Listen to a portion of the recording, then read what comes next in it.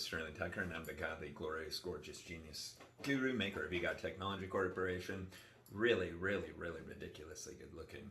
I wake up looking like this in case you didn't notice. I'm still sleeping I'm still wearing the same clothes. Anyway, but I wanted to make a recording about something that's extremely important for all humans to think about, talk about, and share the information of. That is such an injustice that occurs, and that is that can be solved immediately and profitably in any way, and that is having the lives of our best and bravest people put in danger in a war. Like it was self-proclaimed as a war. They call it a war on drugs, but there's not drugs in cages. Anyway, so my point is, it's so unfair. Like, okay, generally speaking, and I know that there's exceptions for this, but generally speaking, the type of person that chooses to sign up for law enforcement is the type of person that cares when somebody is being hurt. And not only cares, they care to a level that they would risk, and they do risk their own life for a random stranger. Like, they are such a higher caliber of human than any of us. They're like, that type of human is sacred amongst the species, because that's the purpose of the species, at least on the male side, but on the female side too. Like, look at all of nature. It's the females that protect the young. They do a better job at it than the males. Anyway, so my point is, it's important that people take that into consideration when analyzing the whole constitutional violation that attacking the pursuit of happiness is. And I don't like using words like attacking, but people need to look up the definitions of the words we use, especially of life, liberty, and pursuit of happiness. And also do the moral calculation on the fact that American citizens, unfortunately, I'm so, like, I feel like in a warm blanket in a horrific storm, seriously, by President Biden, in the fact that he has already said multiple times that Americans should not be attacked if they haven't attacked someone, or over the pursuit of happiness, or any molecule, or a plant. Which is absolutely, like,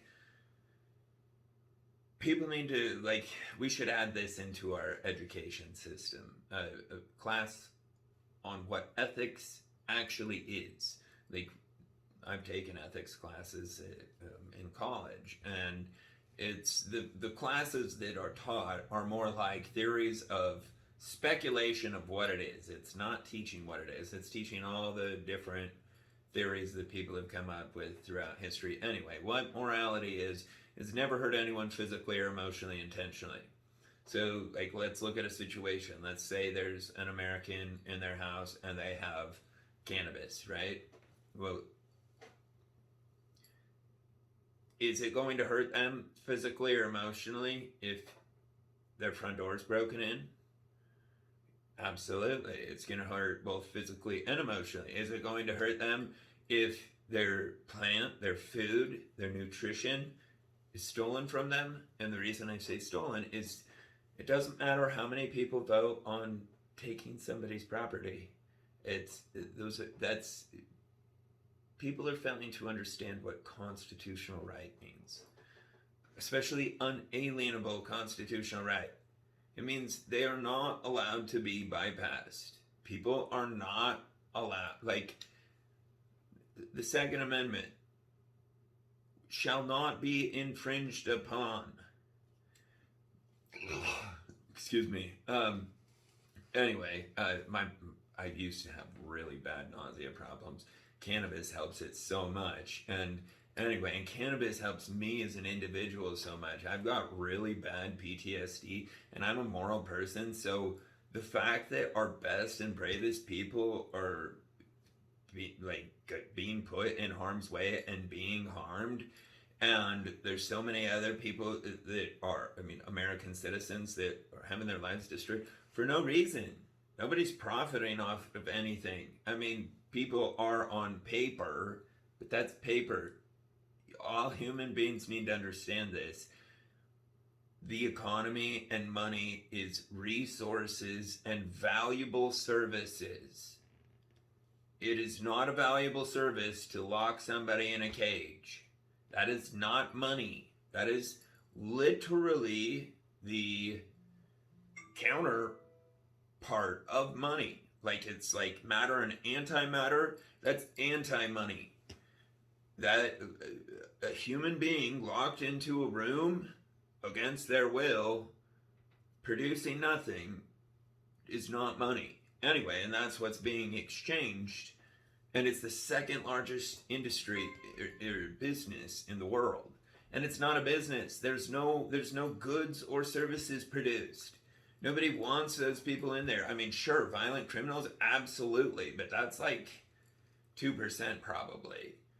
I mean, because a lot of what people are calling violent criminals is self-defense.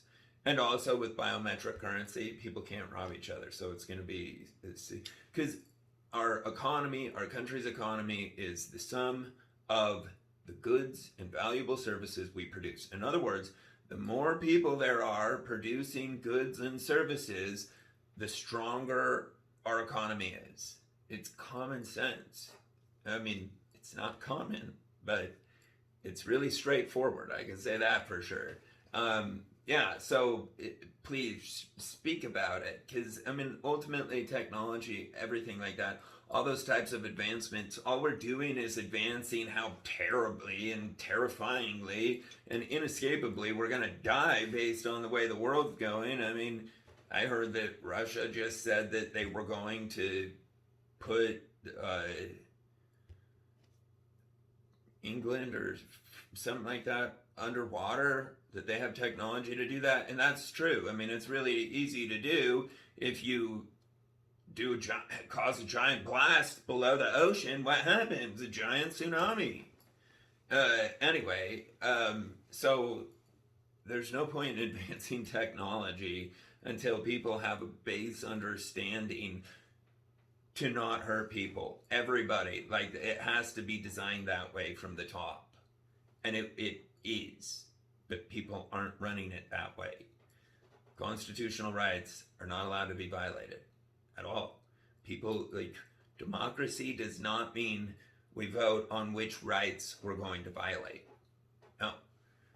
We're going to vote on which humans go in cages, right? Which religion. Okay, because cannabis is a religion to a lot of people, literally. And it is for the human body. I mean, it's common sense. We have cannabinoid receptors all over it. We're designed for it.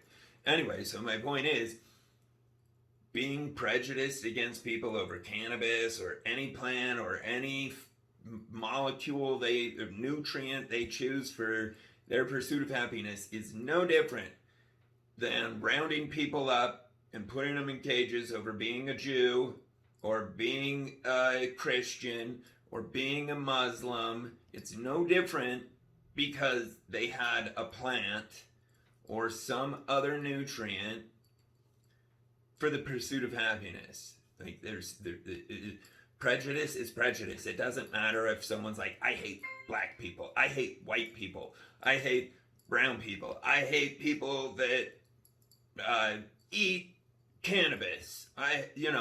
It doesn't matter what someone's prejudice is. They're all equally as bad, and the world needs to understand that.